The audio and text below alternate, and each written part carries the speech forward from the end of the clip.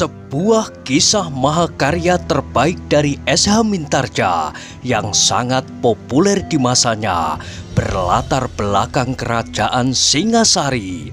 Dengan bangga kami persembahkan kepada sahabat Permata TV tercinta semuanya dengan judul Kisah Pelangi di Langit Singasari. Pada kesempatan yang sangat baik ini, kita masuk pada episode yang ke-23. Selamat menikmati. Pada episode sebelumnya telah diceritakan, Mahesa Agni yang muda itu ternyata memiliki kekuatan melampaui manusia kebanyakan. Meskipun tenaganya hampir terperas habis setelah ia bertempur melawan orang timpang yang menamakan dirinya Empu Pedek itu. Namun dengan waktu istirahat yang pendek itu, ia telah mampu membawa dirinya pada suatu pendakian yang berbahaya. Bahkan di sana-sini, batu-batu padas yang menjorok itu menjadi basah oleh tetesan-tetesan mata-mata air yang kecil di dinding terjal itu. Dengan demikian, maka pekerjaan Mahesa Agni menjadi semakin berbahaya. Sekali-kali Mahesa Agni pun melihat batu-batu padas yang patah di atas kepalanya. Dengan melihat bekas-bekasnya, Mahesa Agni mengetahui bahwa bekas-bekas itu masih sangat baru. Dengan demikian, maka ia menjadi semakin pasti bahwa seseorang telah mendaki tebing ini sampai ke goa di atas itu.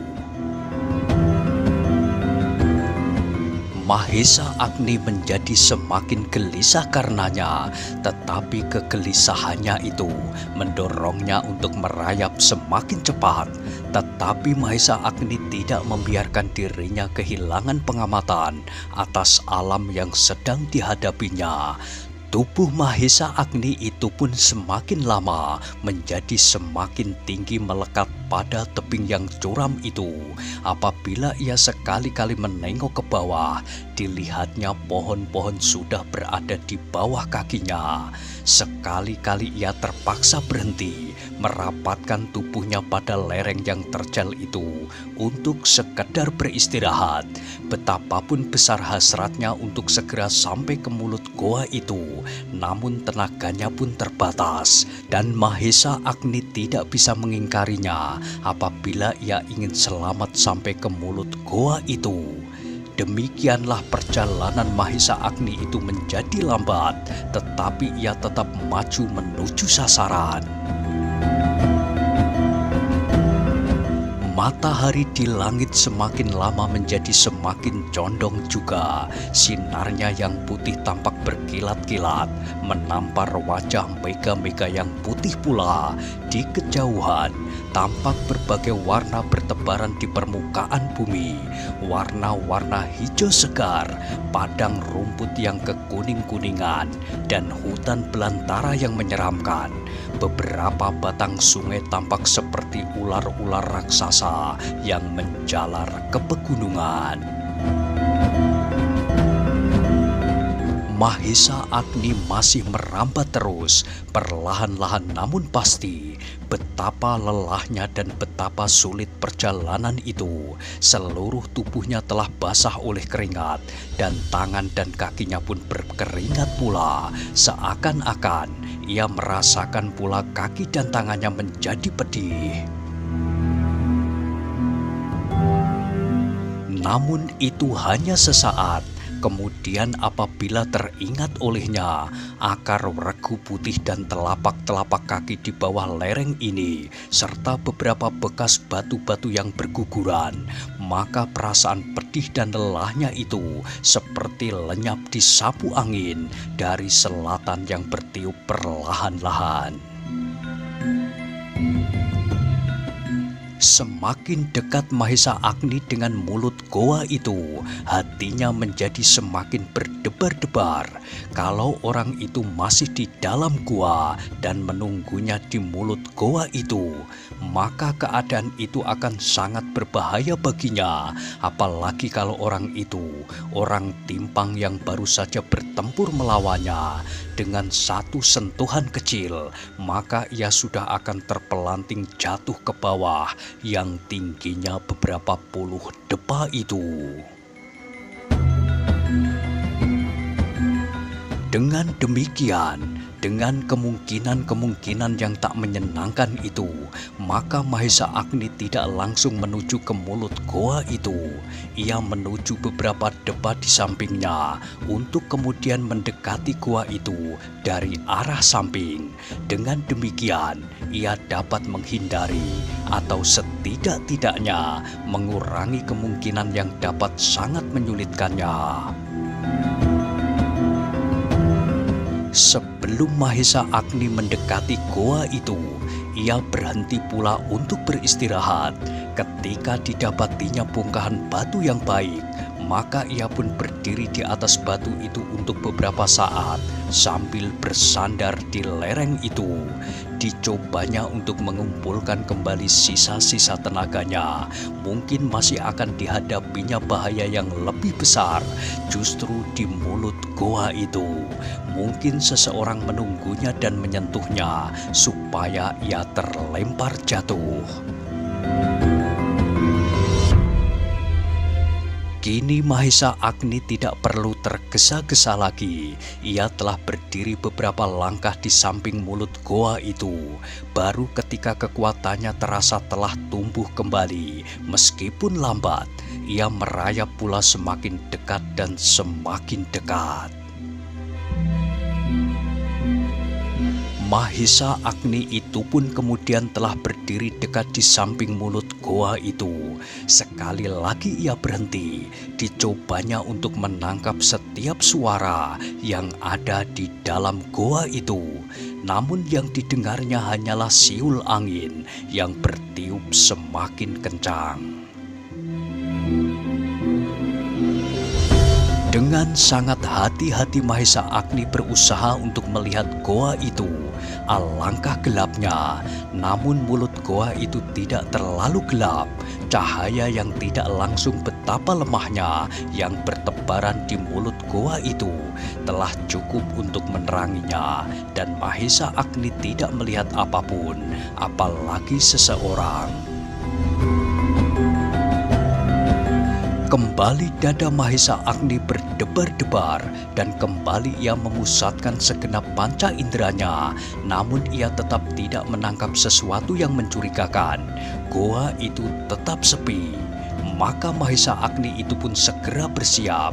Diaturnya segenap geraknya untuk menghadapi setiap kemungkinan. Dengan gerak yang cepat Mahesa Agni menggeser dirinya sehingga tiba-tiba ia telah berada di dalam goa itu, bersandar di dinding tepinya dengan penuh kesiagaan untuk menghadapi setiap kemungkinan. Mahesa Agni menarik nafas dalam-dalam. Ternyata tak seorang pun yang berada di mulut goa itu. Dengan demikian ia bergeser semakin dalam, tetapi ia belum berani untuk langsung masuk ke dalam gelapnya goa itu. Sebab firasatnya mengatakan kepadanya bahwa sesuatu pasti akan dihadapinya, dan firasat itu telah diperkuat oleh telapak-telapak kaki yang ditemukan di bawah tebing ini. Kini Mahesa Agni duduk terpekur. Dicobanya untuk memulihkan tenaganya lebih dahulu, sebab kemungkinan yang dihadapinya adalah sama gelapnya dengan goa itu sendiri. Mungkin ia harus bertempur mati-matian, dan mungkin pula ia harus berkubur di dalam goa ini.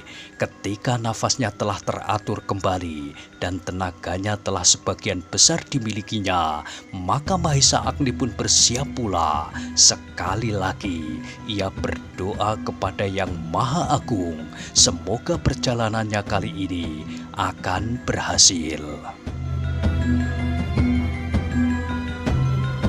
Mahesa Agni itu pun kemudian perlahan-lahan berdiri. Sekali-kali dirabanya keris di lambungnya. Kemudian perlahan-lahan pula ia melangkah memasuki goa yang semakin pekat. Namun lambat laun matanya menjadi biasa pula dalam kegelapan. Sehingga semakin lama meskipun hanya remang-remang, ia dapat juga melihat beberapa bagian dari goa itu. Apalagi mata Mahesa Agni yang cukup terlatih itu, dilihatnya pula dinding-dinding goa yang seolah-olah bergerigi tajam, beberapa ujung yang runcing menjorok mengerikan. Kaki Mahesa Agni semakin pedih juga. Luka-luka yang ditimbulkan oleh ujung-ujung batu dan karang telah melukai kakinya. Tetapi luka-luka itu kemudian tak terasa lagi ketika segenap perhatiannya terpusat pada pusat goa yang gelapnya bukan kepalang. Ternyata goa itu cukup dalam. Namun terasa oleh Mahesa Agni bahwa jalur-jalur di dalam goa itu semakin lama semakin menanjak. Ternyata goa itu bertambah naik.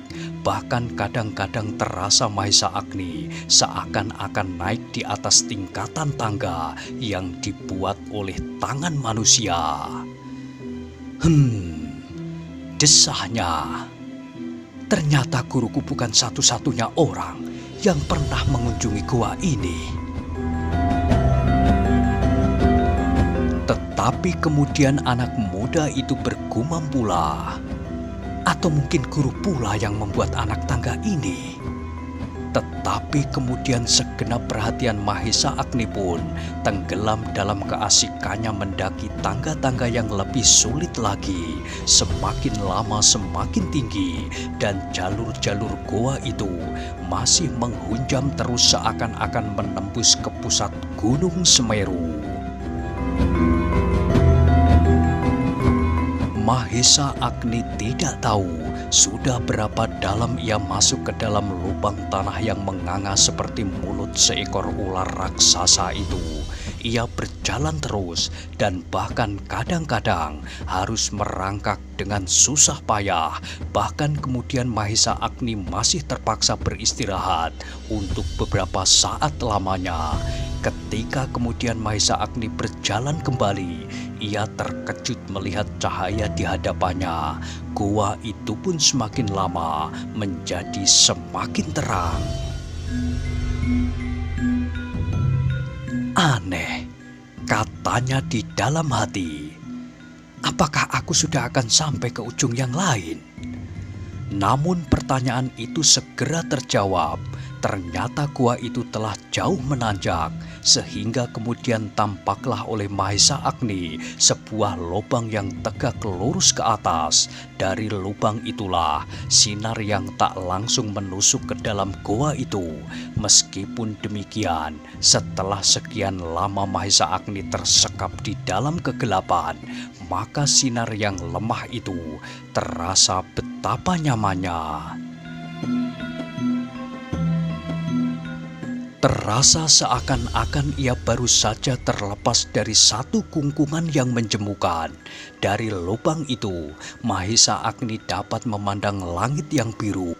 Meskipun lubang itu tidak begitu besar, bahkan karena panjangnya, maka ujung lubang itu seakan-akan terkatup. Namun daripadanya, Mahesa Agni segera dapat mengetahuinya bahwa hari sudah menjelang senja. Dilihatnya sepintas awan yang bergerak di langit, diwarnai oleh sinar yang kemerah-merahan. Tetapi karena itu, Mahesa Agni menjadi berdebar-debar karenanya. Kalau sebentar kemudian malam tiba, maka gua itu akan menjadi semakin gelap. Karena itu, maka kemudian Mahesa Agni itu pun berusaha mempercepat langkahnya secepat yang dapat dilakukannya. Dengan berpegangan dinding goa, ia berjalan setapak demi setapak seperti yang sudah dilakukannya. Kadang-kadang ia harus merangkak sebab gua itu masih cenderung naik. Lubang yang tegak menembus lambung Gunung Semeru itu ternyata tidak hanya sebuah. Di mukanya kembali Mahesa Agni melihat cahaya yang kemerah-merahan. Ia pasti bahwa cahaya itu pun jatuh dari lubang yang serupa dengan lubang yang pernah dilihatnya. Tetapi langkah Mahesa Agni itu pun segera terhenti. Dalam cahaya yang kemerah-merahan itu, dilihatnya sesuatu yang bergerak-gerak. Sebuah desir yang tajam menggores dada anak muda itu. Benda yang bergerak-gerak itu tampak remang-remang di seberang cahaya yang kemerah-merahan, sehingga Mahesa Agni tidak dapat segera melihatnya dengan seksama. Namun kemudian anak muda itu melonjak dan terdengar nyaring di dalam hati. Seseorang telah mendahului aku. Mahesa Agni itu pun menggeram. Kini ternyata dugaannya benar. Tapak kaki yang dilihatnya serta bekas-bekas guguran batu-batu padas itu bukanlah sekedar karena angan-angannya saja. Kini orang itu telah berada beberapa langkah di hadapannya. Namun agaknya orang itu belum melihat kehadirannya. Karena itu Mahesa Agni pun berhenti di tempatnya. Bahkan ia kemudian duduk di lantai goa yang lembab itu. Syukurlah, aku yang lebih dahulu melihatnya, pikir Mahesa Agni. Kini ia benar-benar menenangkan dirinya. Ia hanya tinggal mengawasi orang itu. Sementara itu, ia sempat untuk memulihkan kembali segenap tenaganya setelah ia bertempur melawan Empu Pedek dan setelah ia memeras sisa tenaganya untuk mendaki lereng gundul di kaki Gunung Semeru itu. Mahesa Agni telah bertekad untuk tidak menyapanya lebih dahulu. Ia masih memerlukan waktu untuk memulihkan tenaganya kembali. Mungkin orang itu telah beristirahat pula, sehingga orang telah memiliki kesegaran tenaganya kembali. Bahkan mungkin telah 2-3 hari ia berada di tempat itu, atau bahkan mungkin ia telah berhasil mengambil akar regu putih itu. Bahkan kemudian timbul pula pertanyaan di dalam dirinya, apakah orang itu Empu Pendek yang timpang itu? Kalau demikian, maka ia harus mengulangi pertempuran sekali lagi seperti yang pernah terjadi. Namun kali ini, ia tidak akan menanggung akibat dari kekalahannya melawan orang timpang itu. Karena itu, tiba-tiba ia meraba hulu kerisnya. Meskipun keris itu tidak sesakti trisula kecil pemberian gurunya, namun kerisnya adalah pusaka yang berbentuk senjata yang benar-benar dapat dipergunakannya untuk bertempur dan menyobek dada lawannya. Kalau aku harus bertempur sekali lagi, maka aku terpaksa mempergunakannya, katanya di dalam hati. Sebab akar regu itu pun sebuah pusaka rangkapan yang tak ternilai harganya. Di samping itu, timbul pula berbagai pertanyaan di dalam dadanya. Menurut gurunya, akar regu putih itu adalah rangkapan sebuah pusaka lain yang berbentuk trisula seperti yang dikatakan oleh Empu Pedek pula. Namun ternyata yang mencari akar regu itu terdapat seorang yang datang dari kaki Gunung Merapi pula. Apakah di samping sebagai pusaka rangkapan Trisula, akar regu putih itu mempunyai nilai yang lain pula? Tetapi Mahesa Agni tidak mau diganggu oleh berbagai pertanyaan itu, apapun yang akan dihadapinya. Namun ia telah bertekad untuk mendapatkan benda itu. Ia sudah siap menghadapi kemungkinan yang paling pahit, berkubur di dalam goa ini. Cahaya yang kemerahan itu pun semakin lama semakin pudar. Goa itu pun semakin lama menjadi semakin kelam. Dengan demikian Mahesa Agni tidak akan dapat menyelesaikan pekerjaannya kini, kecuali apabila terpaksa. Karena itu, maka kemudian ia hanya dapat menggeser dirinya, duduk tepat di tengah-tengah goa itu. Apapun yang dilakukan oleh orang yang dilihatnya itu, namun apabila orang itu akan meninggalkan goa, maka pasti ia melampauinya. Dalam kesempatan itu, ia akan dapat mencegahnya. Demikianlah malam yang kelam turun menyelimuti Gunung Semeru itu. Yang terdengar kemudian adalah siulan angin pada lubang-lubang di lereng-lereng gunung raksasa itu. Mahesa Agni masih saja duduk terpekur di tempatnya. Ia mencoba untuk menunggu sampai besok. Meskipun goa itu hampir tak ada bedanya antara siang dan malam, namun di siang hari masih juga betapapun lemahnya samar-samar cahaya yang dapat membantunya.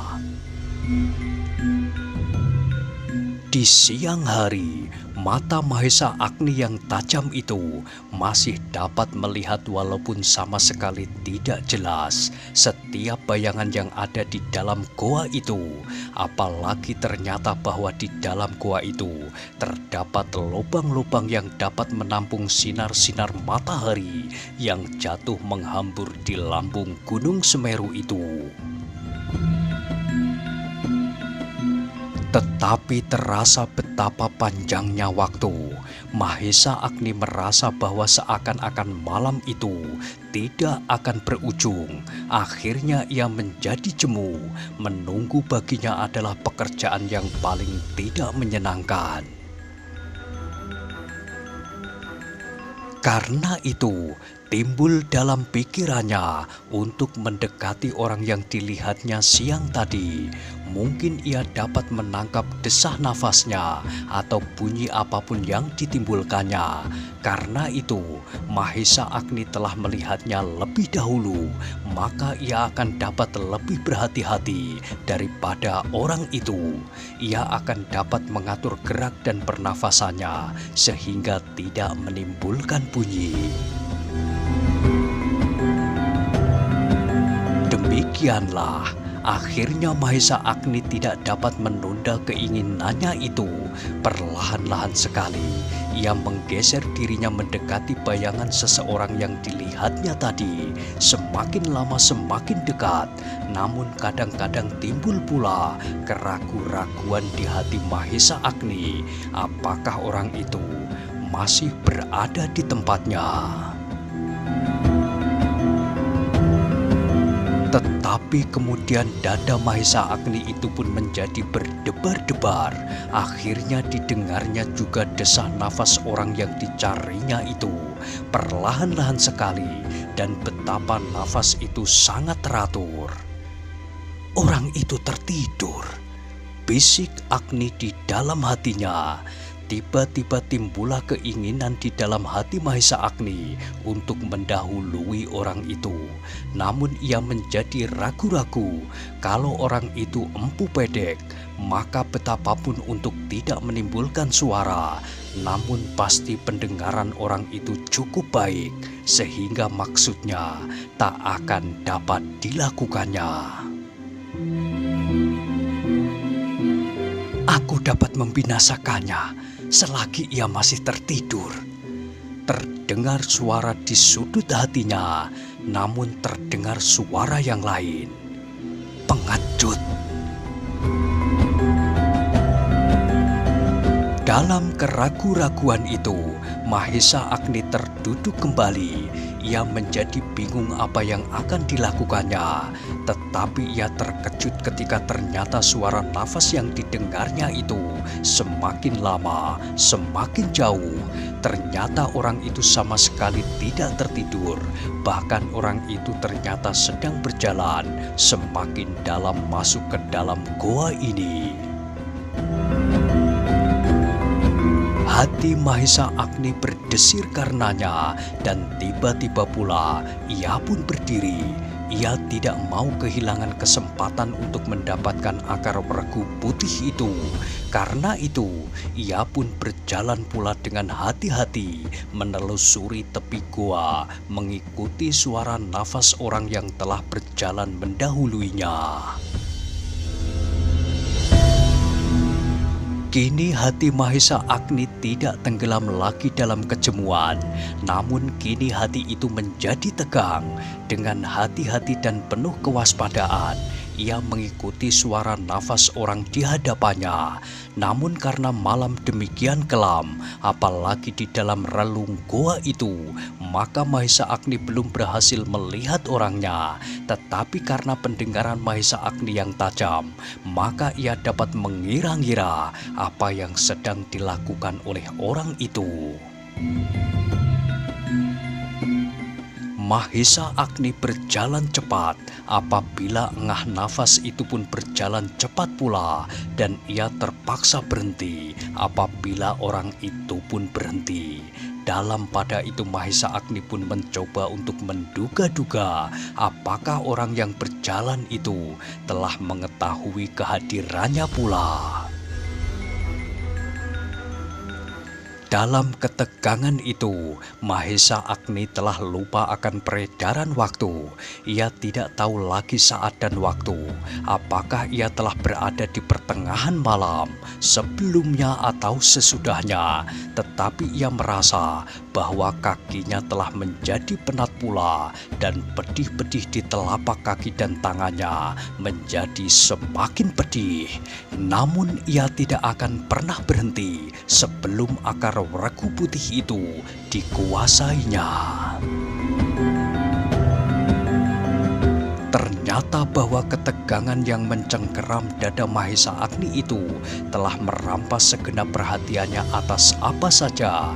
Ternyata kemudian Mahesa Agni terkejut bukan kepalang ketika tiba-tiba saja dilihatnya di kejauhan bayangan yang meremang, cahaya yang suram yang jatuh ke dalam goa itu.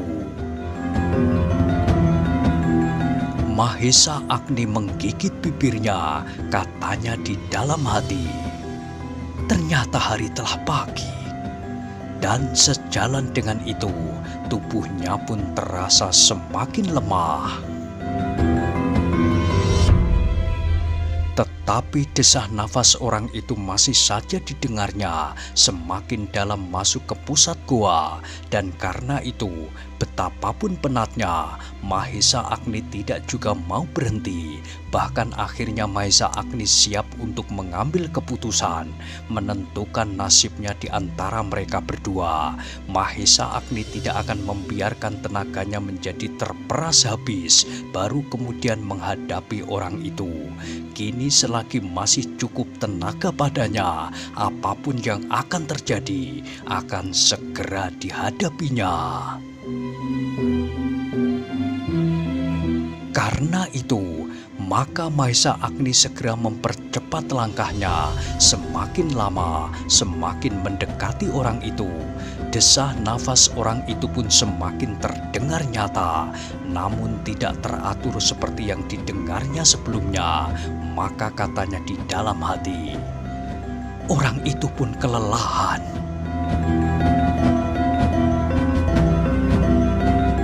Mahesa Agni kemudian membiarkan orang itu sampai di bawah sinar keremangan pagi yang menembus dari lubang-lubang dalam goa itu. Namun karena cahaya itu masih demikian lemahnya, maka yang dilihatnya hanyalah sebuah bayangan yang kelam. Tetapi bayangan itu sudah cukup mengejutkan dada Mahesa Agni.